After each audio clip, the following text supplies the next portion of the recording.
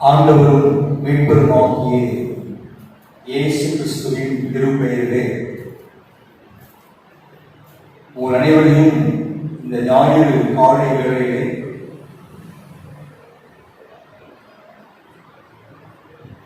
குரல் பதிவின் மூலமாக அலைபேசியிலே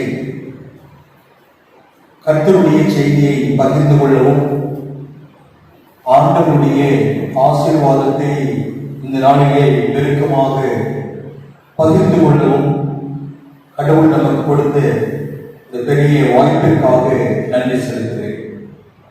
ஒருவேளை நம் அனைவரும் இந்த நாளிலே ஒன்று சேர்ந்து ஆராதிக்க முடியவில்லை என்றாலும், கடவுளுக்காக பாடல்களை பாட முடியவில்லை என்றாலும், இந்த தடையின் நிமித்தமாக நமக்கு மனம் ஒருவேளை பதறுகின்ற, வியாகுலப்படுகின்ற,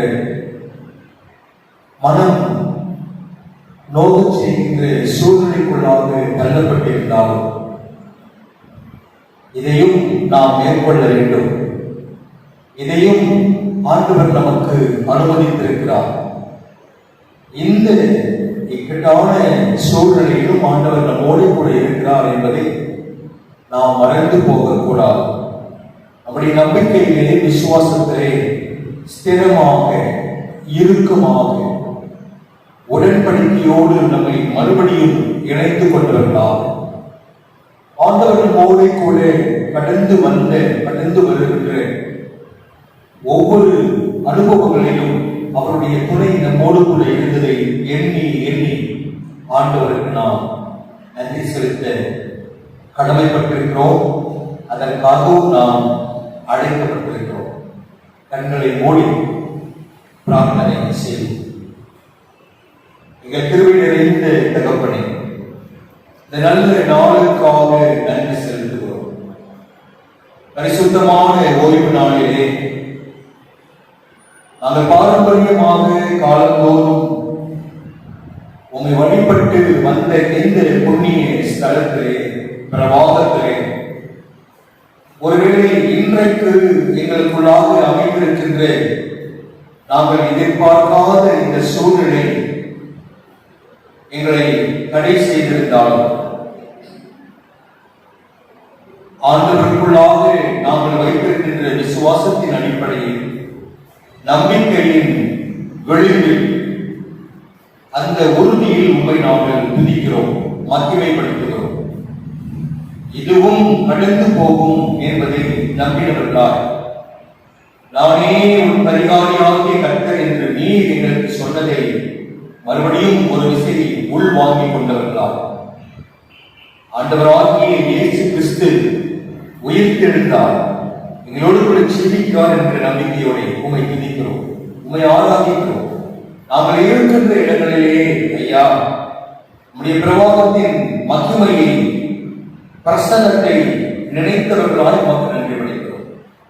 பெதெஸ்தா ஆலயம் ஐயா, இந்த ஆலயம், இந்த பெயர் பிரத்யேகமான ஒரு பெயர், வரலாற்றின் முத்திரையை அதிகமாய் பெற்றுக்கொண்ட ஒரு பெயர், மாற்றங்களை, மாறுதலை, மாற்றுருவாக்கத்தை கொண்டு வந்த ஒரு பெரிய இடம். இந்த பரிசுத்த பெயரை எங்கள் திருச்சபையினுடைய ஆலயத்திற்கு நாங்கள் வைத்து மகிழ்ந்திருக்கிறோம். இந்த நம்பிக்கையிலே இன்றைக்கும் நாங்கள் உண்மை ஆராதிக்கிறோம். கடவுளுடைய சத்தியத்தை நாங்கள் பகிர்ந்து கொள்கின்ற பொழுது உங்களுடைய பிரசன்னங்களை வழி நடத்தும். நீர் எங்களோடு கூட பேசும். இயேசுவின் வழியில் செல்கிறோம் பரலோகத்தின் பிதாவே, ஆமென். என் அருமை சகோதர சகோதரிகளே, தென்னிந்திய திருச்சபையின் வழிபாட்டு முறைமையின்படி இன்றைக்கு நாம் சிந்திக்க நமக்கு கொடுக்கப்பட்டிருக்கின்ற செம்பொருள், மையப்பொருள், உயிர்த்தெழுதலும் கிறிஸ்துவில் நம்பிக்கை கொள்ளுதல்.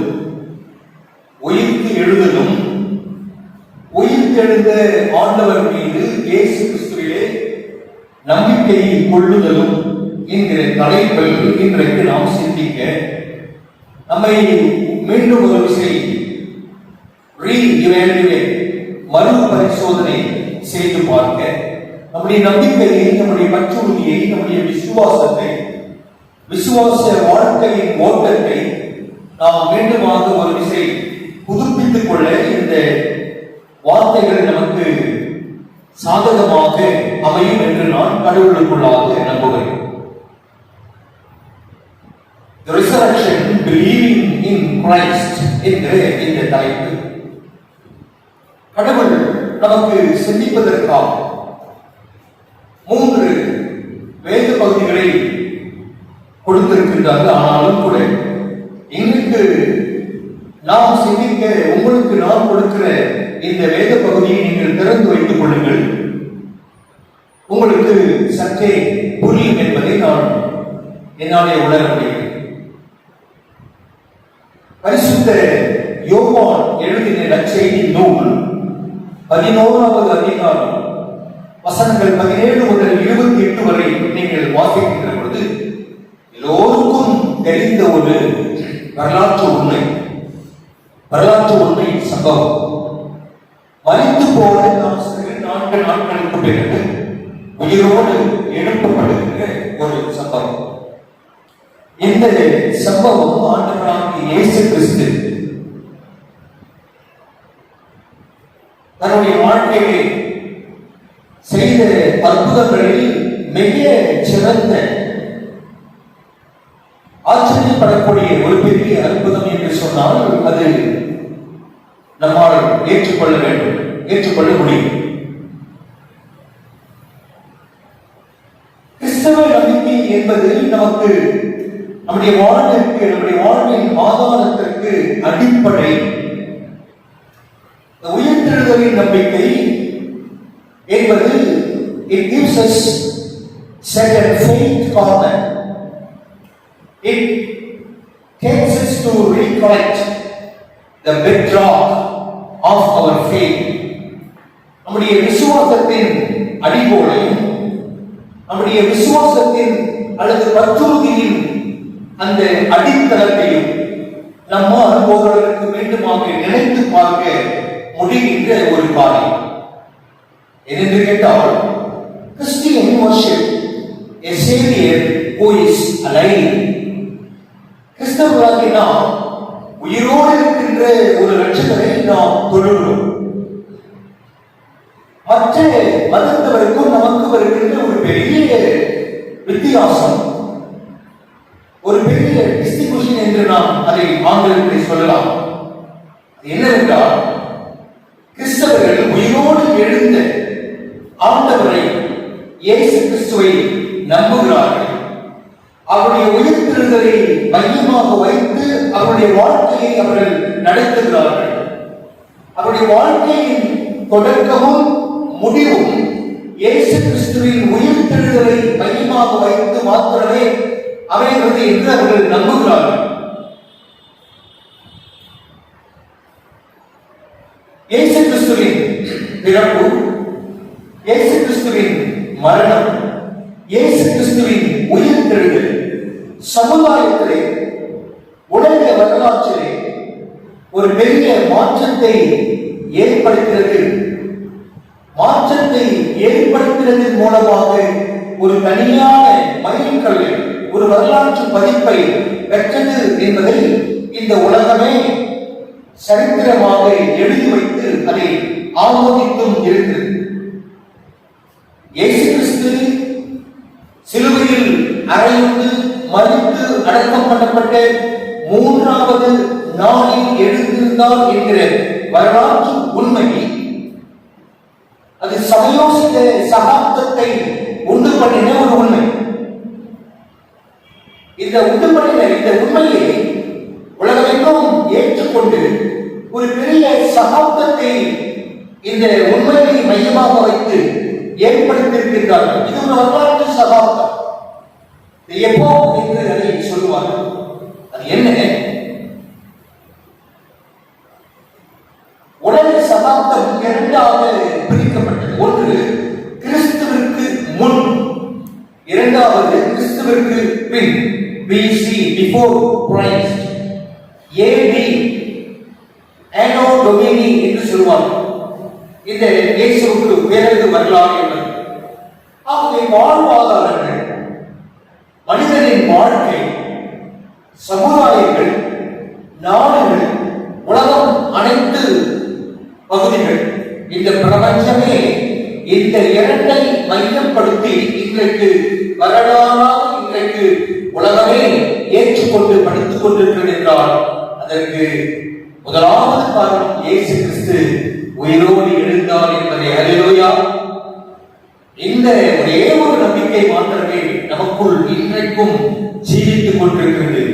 இந்த நம்பிக்கையை, விசுவாசத்தை வைத்து மாத்திரமே நாம் இன்றைக்கு ஆண்டவரை வழிபடுகிறோம். ஆண்டவர் நம்மோடு கூட பேசுகிறார்.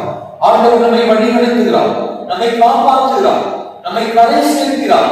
நம்முடைய வியாபாரங்களுக்கு, நம்முடைய தேவைகளுக்கு, நம்முடைய சோர்வான நேரங்களில் நாம் கலங்கி போயிருக்கிற நேரங்களிலே நமக்கு ஆதரவை பல்வேறு பரிமாணங்களிலே கொடுப்பதற்கு அவர் எப்பொழுதும் ஓடிக்கொண்டே பயணித்துக் கொண்டிருக்கிறார். ஒருவேளை நாம் இன்றைக்கு நினைக்கலாம், இன்றைக்கு இருக்கிற அந்த இக்கட்டான நிலைமை ஏன்? இது எனக்கு தேவையா? இதை நான் கடந்து வர வேண்டுமா? இது எனக்கு அனுமதிக்கப்பட்டிருக்கிறதா? அப்படி என்றால் நான் வழிபடுகின்ற உயிர்த்தெழுந்த இயேசு கிறிஸ்து எங்கே? அவர் எனக்குள்ளாக இதை அனுமதித்திருக்கிறார். இப்படி பல கேள்விகள் உங்களாலே என்னாலே கேட்க முடியும். ஒருவேளை இதற்கான விளக்கத்தை நாம் சரியாக புரிந்து கொள்ள வேண்டும் என்றால் நீங்களும் நானும் முழங்கால் படித்து நம்முடைய ஆதி வரலாற்று பதிவுகளை, நம்முடைய வேத புத்தகத்திலே இருக்கின்ற நம்முடைய முன்னோர்கள் கடந்து வந்த ஒவ்வொரு பாதைகளையும், நம்முடைய முன்னோர்கள் விடுதலை பயணத்தை நோக்கி ஆண்டவருடைய சமூகத்தை மையமாக வைத்து அவர்கள் கடந்து வந்த பாதை, அவர்கள் மேற்கொண்ட அநேக விதமான உபாதைகள், கஷ்டங்கள், பலவீனங்கள், சரிவுகள், மரணங்கள், இழப்புகள், பசி, பிடி, பட்டினி, எடுக்க இடமில்லா இல்லாமை, உடை இல்லாமை, இப்படி நாம் அடுக்கிக் கொண்டே போகலாம். அப்படி என்றால் விடுதலைக்காக அவர்களை அழைத்த தேவன் அல்லவா இவைகளையும் அனுமதித்திருக்கிறார்? அவர்கள் வாக்குத்தத்தப்படப்பட்ட அந்த தேசத்தை சுதந்திரித்துக் கொள்ளவில்லையா? அவர்களை வழிநடத்தின இறை மக்கள், தலைவர்கள் அவர்களை வழிநடத்துவதற்கான சாத்தியக்கூறுகள் வேத புத்தகத்திலே இல்லையா? இவையெல்லாம் நாம் படித்து ஆராய்கின்ற பொழுது நமக்கு இதனுடைய உண்மை வெளிப்படும். ஆண்டவர் நம்மோடு கூட இருக்கிறார் என்பதற்கு ஏராளமான அடையாளங்கள், ஏராளமான உண்மை நிகழ்வுகள் வேத புத்தகத்திலே உண்டு. தேவைகளை சந்திக்கின்ற கடவுளாய் இருக்கிறதினாலே உயிர்த்தெழுந்த இயேசு கிறிஸ்துவை இன்றைக்கு நீங்களும் நானும் வழிபடுகின்றோம். முதலாவது ஒரு குறிப்பை நான் உங்களுக்கு சொல்கிறேன். 2 ராஜாக்கள் 4வது அதிகாரம் 27 முதல் 37 வரை இருக்கின்ற சம்பவத்தை நீங்கள் படித்து பார்க்கலாம். சூனேம் என்கிற வீட்டிலே, ஊரிலே ஒரு பெரிய பணக்காரனுடைய வீட்டிலே எலிசா தீர்க்கதரிசி தங்குகிறார். அங்கே நடந்த சம்பவங்கள் நீங்களும் நானும் அறிந்தது. எல்லாம் உண்டு. பெரிய பணக்காரன், அந்த தாய், அந்த பெண்மணி சௌகரியமாக வாழ்ந்தவர்கள். அவர்களுக்கு ஒரு குறை இருந்தது. அது என்ன குறை? குழந்தை இல்லை, குழந்தை பேர் இல்லை. அவள் எலிசா அவர்களை கேட்டாளா? கேட்கவில்லை. ஆனாலும் எலிசா கொடுக்கிறார், சொல்லுகிறார் தீர்க்கதரிசி, அடுத்த ஆண்டு இந்த நாளிலே உங்களுக்கு ஒரு குழந்தை பிறக்கும் இருக்கும் என்று. உண்மை நடந்தது. நம்பினான். குழந்தை பிறந்தது, வளர்ந்தது. சடுதியாக அந்த குழந்தை மரித்து போனது. வந்து கேட்கிறாங்க, ஐயா பெரிய மனுஷனே, நான் கேட்டேனா? ரொம்ப சந்தோஷமா இருந்தேனே, மகிழ்ச்சியாக இருந்தேனே, அனைவருக்கு உதவியாக இருந்தேனே, ஆசீர்வாதமாக சமாதானமாக இருந்தேனே. நான் ஒருவரை குழந்தை இல்லை, பிழைப்பு இல்லை என்பதை நான் ஒரு குறையாக நினைக்கவில்லையே. ஏன் அப்படி என்றால், எனக்கு இழந்த என்னுடைய மகன் வேண்டும். நான் நம்புகிறேன், நான் விசுவாசிக்கிறேன். என்ன ஆனது என்று உங்களுக்கு தெரியும். அண்ணா நம்பினான், பிள்ளையை பெற்றார். கடவுள் என்னை கண்டார் என்று பாடினார். சங்கீதம் 90:17 வசனத்தை நாம் வாசிக்கின்ற பொழுது, இரக்கமும் அருளும் கிடைக்கும் எப்பொழுதெல்லாம் நாம் ஆண்டவரை நம்பி அவரிடத்திலே வேண்டுதல் செய்கின்ற பொழுதெல்லாம், ஆண்டவரை நம்புகின்ற பொழுது, விசுவாசிக்கின்ற பொழுது, அதன் பலன் இரக்கமும் அருளும் கிருபையும் நம்மை தொடர்ந்து வழி நடத்தும், நம்மை தொடர்ந்து சூழ்ந்து கொள்ளும் என்பதற்கு எந்த விதமான மாற்று கருத்துமில்லை. இரண்டாவது ஒரு குறிப்பை நான் உங்களுக்கு சொல்கிறேன். ஒருவேளை இந்த குறிப்பை நான் சொல்லுகின்ற பொழுது, இந்த லாசருடைய கதையை நீங்கள் உங்களுடைய மனதிலே வேண்டுமாக ஒரு விசை அசை போட்டு பார்த்து உங்களை நான் அழைக்கிறேன். யூத சமுதாயத்திலே இன்றைக்கும் நமக்கு, நம்முடைய சமுதாயத்திலே, நம்முடைய பண்பாட்டிலே, கலாச்சாரத்திலே பழக்க வழக்கங்கள் நாகரிகத்தை மையப்படுத்தி நம்முடைய இனம், மதம், நம்முடைய பண்பு பண்பாடுகளை மையமாக வைத்து ஒரு அனைத்து விதமான கலாச்சாரங்களை, பல்வேறு வகைகளிலே, பல்வேறு வழிமுறைகளை நாம் கையாண்டு வருகிறோம். நமக்கும் அனைத்து விதமான கலாச்சாரங்கள் உண்டு, நமக்கும் பண்பாடு உண்டு, நமக்கும் நாகரிகம் உண்டு. We do follow certain culture, certain traditional rituals. ஆனாலும் கூட இவைகளின் வழியில் உண்மை என்ன என்பதை நாம் சில நேரங்களிலே மறந்து போகிறோம், அல்லது அதை அறியாமலே கூட நாம் செய்து கொண்டிருக்கிறோம். நான் மீண்டுமாக உங்களை இந்த யூத வம்சத்திற்கு அழைத்து போக ஆசைப்படுகிறேன். அது என்ன? ஒரு குடும்பத்தில் ஒரு மரணம், ஒரு இழப்பு நேரிட்டால் அவர்கள் யாருமே 7 நாட்கள் வரை வீட்டிற்கு வெளியே வரக்கூடாது. 7 நாட்கள் அந்த குடும்பத்தில் இருக்கின்ற இரத்த கலப்புகள் வீட்டை விட்டு யாரும் வெளியே வரவே கூடாது. இது மிக மிக ஸ்ட்ரிக்டான, கட்டாயமான ஒரு நடைமுறைக்குள்ளாக இருந்த ஒரு வழக்கம். ஆனால் இங்கே பார்க்கிறோம், 4வது நாளே மார்த்தாலும் மரியாளும் என்ன செய்யறாங்க? வெளியே வருகின்றார்கள். இயேசு சுவாமி எங்கேயோ ஒரு இடத்துல இருக்கிறார்கள் தெரிஞ்சு, கலாச்சாரத்தை உடைத்தெறிந்து, பண்பாட்டை உடைத்தெறிந்து, பழக்க வழக்கங்களை உடைத்தெறிந்து, நாகரிக வழிபாட்டு முறைகளை அல்லது நாகரிக அந்த பழக்க வழக்க முறைகளை தூக்கி தூரம் போட்டு, அவனுக்கு இருந்த நம்பிக்கையிலே, அவனுக்கு இருந்த அந்த விசுவாசத்திலே, பற்றுவதிலே, இயேசு எங்களோடு கூட இருந்திருப்பாரே ஆனால் என் சகோதரன் மறைத்திருக்க மாட்டான், என் சகோதரனை நாங்கள் கல்லறைக்குள்ளாக வைத்திருக்க வேண்டிய அவசியம் இருந்திருக்காது என்கிற அந்த நம்பிக்கையிலே, விசுவாசத்திலே உடோடு சென்று ஆண்டவரை சந்திக்கிறார். அங்கேயும் சொல்றார், யா நீர் இருந்திருந்தே ஆனால் என் சகோதரன் மறைத்திருக்க மாட்டான். யோவான் நற்செய்தி நூல் 11வது அதிகாரம் 25வது வசனத்தை வாசிக்கின்ற பொழுது, அந்த உயிர்த்தெழுதலும் ஜீவனும் நானே, என்னை விசுவாசிக்கிறவன் மரித்தாலும் பிழைப்பான் என்கிற ஒரு உண்மையை, ஒரு சத்தியத்தை, இன்றைக்கு நம்முடைய நம்பிக்கையின் அஸ்திபாரத்தை, நம்பிக்கையின் சாரை ஆண்டவராகிய கிறிஸ்து அங்கே அந்த சகோதரிக்கு சொல்வதை நாம் கேட்கிறோம். இதைத்தான் இன்றைக்கும் ஆண்டவர் நமக்கு சொல்லுகிறார். உயிர்த்தெழுந்த ஆண்டவர் நமக்கு சொல்லுகிறார். நம்முடைய கலாச்சாரத்தை, நம்மை சுற்றி இருக்கின்ற பன்முக சமுதாயம், ஒரு பெரிய பன்முக சமுதாயத்தை வாழ்ந்து கொண்டிருக்கிறோம். நம்மை சுற்றி அநேக அழைப்புகள், அநேக பழக்க வழக்க முறைகள் எல்லாம் இருக்கிறது. எனக்கு தெரிந்த ஒருவர் சொல்லுகிற, யார் என்று எனக்கு தெரியவில்லை, நான் படித்திருக்கிறேன். Christian culture is the counter culture to the contemporary culture. Christian culture is the counter culture to the contemporary culture.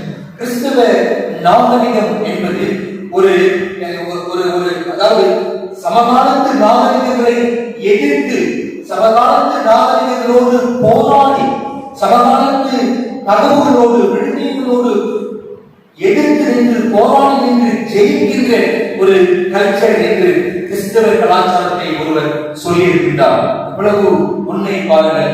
இந்த கலாச்சாரத்தை அன்றைக்கே அந்த சகோதரிகள் உடைத்தெடுத்ததை நாம் இங்கே தெளிவாக தெரிந்து கொள்ள முடிகிறது. ஆகவே அருமை சகோதரர்களே, அதற்கு பிறகு தெரியும், இயேசு கிறிஸ்து அங்கே சொல்கிறார், 4 நாட்களாயிற்றே சொல்றாங்க, கல்லை புரட்டி போடுங்கள், கல்லை புரட்டி போடுங்கள். லாசரு அதன் பிறகு நடந்த சம்பாஷணைகள், நடந்த பதிவுகள் எல்லாம் உங்களுக்கு தெரியும். எப்படியாய் அநேகர் வியந்து போனார்கள், பேசினார்கள், எல்லோரும் நம்பினார்கள். இயேசு கிறிஸ்துவை அறியாதவர்கள் கூட, இயேசு கிறிஸ்துவை முன்னப்பின்ன பார்க்காதவர்கள் கூட, இயேசு கிறிஸ்துவுடைய மகிமையை, அற்புதத்தை, அவருடைய இயற்கையை அறியாதவர்கள் கூட நம்ப ஆரம்பித்தார்கள், விசுவாசிக்க ஆரம்பித்தார்கள். அவரை பார்த்து சந்திக்க ஆசைப்பட்டார்கள். அவரிடத்திலிருந்து தங்களுக்கு வாழ்வு கிடைக்கும் என்று எதிர்பார்த்தார்கள், நம்பினார்கள். நம்பிக்கை தான் இன்றைக்கும் நமக்கு விசேஷமான ஒரு காரியமாக அமைந்திருக்கிறது. உயிர்த்தெழுந்த இயேசுவை நாம் நம்புகின்ற பொழுது, ஒருவேளை நீங்களும் நானும் நம்முடைய கலாச்சாரத்திலே, நம்முடைய பண்பாட்டிலே, நம்முடைய ஒருவேளை நம்பிக்கையிலே, வாழ்வு ஆதாரங்களிலே, வாழ்வின் நுகங்களிலே, தகுப்புகளிலே, வாழ்வினுடைய மற்ற காரியங்களிலே ஒருவேளை நமக்கு நம்பிக்கை இல்லாத நிலைமை ஏற்பட்டிருந்தாலும், இன்றைக்கு நம்மை ஆண்டவரிடத்திலே ஒப்புக் கொடுத்து நாம் அவரிடத்திலே பேசுகின்ற பொழுது, ஆண்டவர் மரித்து போன நமக்குள்ளாக இருக்கின்ற நம்பிக்கையை, நாம் எழுந்து போன நம்முடைய விசுவாசத்தை, ஒருவேளை ஐயோ எனக்கு வேறு வழி இல்லை, எனக்கு வேறு மாற்றமே இல்லை, மாற்றமே இல்லை என்று ஒருவேளை நீங்கள் அடையலாம். நீங்கள் ஒருவேளை ஞாபகப்படலாம். ஒரு தெற்கு தரிசன நூல் நமக்கு உரை நமக்கு தெரியும். விழுந்திருக்கிறவன் எழுந்திருக்கிறதில்லையோ, வழி தப்பினவன் திருப்புகிறதில்லையோ முடியும். விழுந்திருக்கிறவன் எழுந்திருக்க முடியும் நம்பிக்கையில், வழி தப்பினவன் திருப்ப முடியும் நம்பிக்கையில். ஆக நாம் ஆண்டவரை விசுவாசத்திற்குள்ளாக நம்புகின்ற பொழுது நம்முடைய ஆவிக்குரிய வாழ்க்கை வளரும் என்பதை சந்தேகமில்லை. ஆண்டவரை ஒருவரை ஆண்டவருக்கு உயிர்த்தெழுந்த இயேசுவை விசுவாசிக்கின்ற பொழுது, நம்புகின்ற பொழுது, இந்த நம்பிக்கை தொடர்ந்து அவரோடு கூட நாம் பயணிப்பதற்கு நமக்கு அந்த தகுதிகளை கொடுக்கிறது. மாத்திரமல்ல, இப்பொழுது இருக்கின்ற வாழ்வின் மகத்துவத்தை, மகிமையை, ஒருவேளை ஆண்டவர் நமக்கு கொடுக்கவிருக்கின்ற அந்த எட்டர்னல் லைஃப் என்று சொல்கின்ற அந்த வாழ்க்கையை, மகிமையை பெற்றுக்கொள்வதற்கு முன்பாக கூட இப்பொழுதே கூட அதை நாம் அனுபவிக்கலாம். இப்பொழுதே கூட அதை நாம் நமக்கு சொந்தமாக்கிக் கொள்ளலாம், சுதந்திரமாக்கிக் கொள்ளலாம். ஆண்டவரை நாம் நம்புகின்ற பொழுது, ஆண்டவரை நாம் விசுவாசிக்கின்ற பொழுது, உயிர்த்தெழுந்த ஆண்டவர் ஒருவேளை நம்மிடத்தில் இருக்கிறாரா இல்லையா என்கிற அந்த அவிசுவாசத்தை நாம் அகற்றி போட்டு, இருக்கிறார், அவர் இருக்கிறவராகவே இருக்கிறார் என்பதை நினைத்து நம்பி ஆண்டவருக்குள்ளாக நம்முடைய விசுவாசத்தை வளர்த்துக் கொள்ள ஆண்டவர் நம்மை அழைக்கிறார். ஆதியாகமம் 15வது அதிகாரம் 6வது வசனத்திலே ஆபிரகாமுக்கும் பிதாவுக்கும் யாவே கடவுளுக்கும் நடந்த சம்பாஷணை நமக்கு தெரியும். ஆண்டவரை விசுவாசித்தான், நம்பினான், ஆண்டவர் சொன்ன வார்த்தைகளை ஏற்றுக்கொண்டான், ஆண்டவரே அவருடைய நம்பிக்கையை ஸ்திரப்படுத்தினான். யோசித்து பாருங்கள், விசுவாசிகளின் தகப்பன் என்று இன்றைக்கு நாம் ஆபிரகாமை கொண்டாடுகிறோம். நீங்கள் அநேக வரலாற்று உண்மைகள் உண்டு, அநேக எழுதிய சான்றுகள் நமக்கு உண்டு. நீங்கள் படித்து பாருங்கள், வேத புத்தகத்தை கையில் எடுங்கள், தொடர்ந்து படியுங்கள். ஒருவேளை இந்த கொரோனா காலத்திலே, ஒருவேளை இந்த தடைப்படுதல், இந்த இடைவெற்றல், ஒருவேளை இந்த இடைவெளி இன்னும் நாம் ஆண்டவருக்குள்ளாக நம்முடைய விசுவாசத்தை, நம்முடைய பற்றுறுதியை வளர்த்துக் கொள்ள, அதிகரித்துக் கொள்ள அல்லது ஸ்திரப்படுத்திக் கொள்ள இது அதிகமாய் உதவும் என்று நான் நம்புகிறேன். நமக்கு கொடுக்கப்பட்டிருக்கின்ற இந்த காலத்தை ஆண்டவரிடத்தை நாம் ஜெபிக்கலாம். முதலாவதாக, குறிப்பாக உலகமெங்கும் இந்த கொரோனா தொற்றினாலே பாதிக்கப்பட்டிருக்கின்ற ஒவ்வொரு மக்களுக்காகவும் நாம் ஜெபிக்கலாம். காரணம், நாம் விசுவாசிக்கின்ற ஆண்டவர் நம்முடைய ஜெபத்தை கேட்கிறார். அல்லேலூயா. நீங்களும் நானும் தொழுது கொள்கின்ற ஆண்டவர் நம்முடைய விசுவாசத்தை தகப்பன். நீங்களும் நானும் வழிபடுகின்ற ஆண்டவர் இயேசு கிறிஸ்து உயிரோடு எழுந்தவர், உயிரோடு எழுந்து இன்றைக்கும் நம்மோட கூட ஜீவித்து அரசாளுகின்றவர். அவரிலே நம்முடைய நம்பிக்கையை இன்னும் அதிகமாய் இணைத்து ஸ்திரப்படுத்தி ஆண்டவரிடத்திலே நாம் பேசுவோம். ஐயா, என்னை சுற்றி இப்படி ஒரு பிரச்சனை நடந்து கொண்டிருக்கிறதே, நான் உங்களுடைய மகனாயிற்றே, என் நிமித்தமாய் இந்த குடும்பம், என் நிமித்தமாய் நான் வசிக்கின்ற இந்த தெரு, என் நிமித்தமாய் நான் வசிக்கின்ற இந்த பகுதி, என் நிமித்தமாய் என்னுடைய தேசம், என்னுடைய நாடு, என்னுடைய அனைத்து பிரபஞ்சங்களும் மாறட்டுமே. ஐயா, ஒரே ஒரு திசை, நீர் என்னோடு கூட வாரும். எங்கள் ஜெபத்தை கேளும். நாங்கள் விசுவாசிக்கிறோம். எங்கள் பச்சதிலே உம்மை நாங்கள் நினைக்கிறோம், நம்புகிறோம். நீர் மாத்திரம், நீர் மாத்திரம், நீர் மாத்திரம் ஜீவனுள்ள தேவன், உயிரோடு எழுந்தவர், எங்களின் தேவன் என்பதை நாங்கள் அறிக்கை செய்கிறோம். நீர் திரும்பி வர காத்திருக்கிறோம். இயேசு கிறிஸ்துவுக்கே எல்லா கனமும் மகிமையும் உண்டாகட்டும் என்று நாம் ஆண்டவர்களே ஜெபிக்கலாம். மீண்டுமாய் உங்களை ஆண்டவருடைய திருப்பெயரை வாழ்த்துகிறேன்.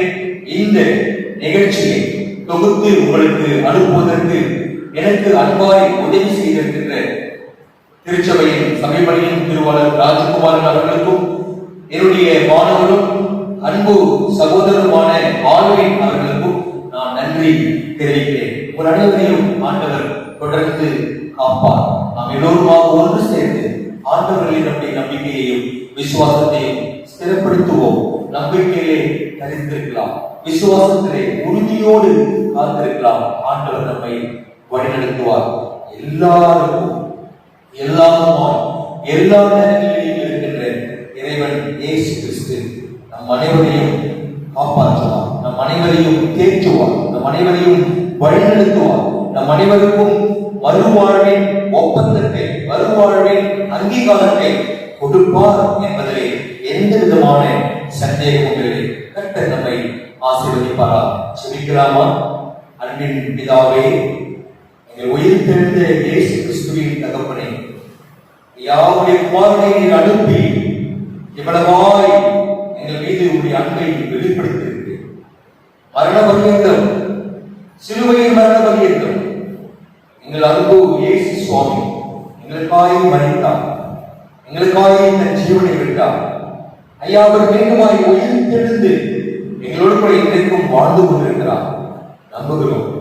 இக்கட்டான சூழ்நிலையிலே இந்த பிரபஞ்சமே தவித்துக் கொண்டிருக்கிற இந்த காலகட்டத்திலே தேவனீர் கிருபை பாராட்டுவீராக, தேவனீர் இரக்கம் பாராட்டுவீராக, தேவனீருடைய அருளை உலகமெங்கும் மக்கள் புரிந்து கொள்ள ஒரே ஒரு விசை இறங்குவீராக. எங்கள் பேராயத்திற்காக, பேராயத்தை பணி செய்கின்ற, இறைப்பணி செய்கின்ற பேராயர், போதகர்கள், உபாத்தியாயர்கள் அனைவருக்காக நாங்கள் சொல்லிக்கிறோம்.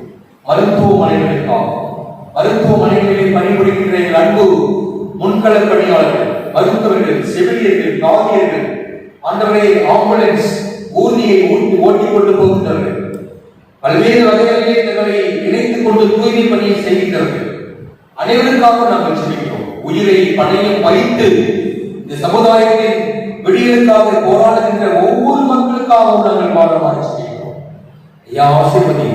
நாங்கள் சீக்கிரத்திலே இந்த இக்கட்டான சூழ்நிலைக்கு, இந்த பிசாசின் வல்லமைக்கு ஒரு முற்றுப்புள்ளியை இறைவன் வைத்து என்று விசுவாசித்து நம்பி உங்களுக்கு கொடுக்கிறோம். மீண்டும் எங்களை நாங்கள் காண்கிறோம், அர்ப்பணம் செய்கிறோம். இயேசு கிறிஸ்துவின் வழியில் சொல்லிக்கிறோம் பிதாவே, ஆமென். என் ஆத்துமாவே கர்த்தரை ஸ்தோத்திரி, என் முழு உள்ளமே அவருடைய பரிசுத்த நாமத்தை ஸ்தோத்திரி. என் ஆத்துமாவே கர்த்தரை ஸ்தோத்திரி, அவர் செய்த சகல உபகாரங்களையும் மறவாதே. ஆமென். நம்முடைய ஆண்டவராகிய இயேசு கிறிஸ்துவின் கிருபையும், பிதாவாகிய தேவனுடைய அன்பும், பரிசுத்த ஆவியின் ஐக்கியமும், ஆசீர்வாதமும், வழி நடத்துதலும், சமாதானம் நம் அனைவரும் கர்த்தர் திரும்ப வருமளவும் நீங்காதிருப்பதாக. ஆமென், ஆமென்.